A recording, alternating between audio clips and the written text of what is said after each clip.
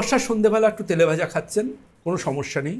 কিন্তু মনে রাখুন, ওই যে তেলে ভাজাটার কড়াই যে তেলটা গরম হলো এবং ওই তেলে ভাজাটা যে তৈরি করা হচ্ছে, তারপর কি হচ্ছে, প্রথম যে তেলে ভাজাটা ভাজা হলো সেই তেলে ভাজাটা খেলে অতটা সমস্যার কথা নয় সাধারণ মানুষের।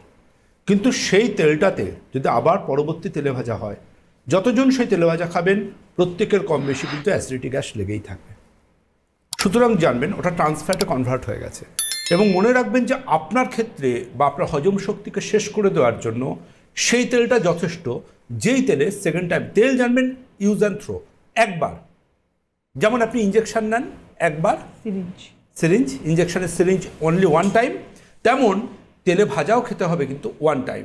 যে তেলটা দিয়ে একবার ভাজা হয়ে গেল সে তেলটা ফেলে দিয়ে নতুন করে তেল নিয়ে আবার ভাজতে হবে, তবেই আপনি তেলে ভাজা খেতে পারবেন। তা না হলে কিন্তু ওই তেলটা শুধুমাত্র যে আপনার হজম শক্তিকে বা অ্যাসিডিটিকে কারণ হয়ে তুলবে তা নয়, ওটা আপনার শরীরের মধ্যে প্রচুর খারাপ অসুখেরও জন্ম দিতে পারে। এটা সায়েন্স বলছে, বিজ্ঞান বলছে।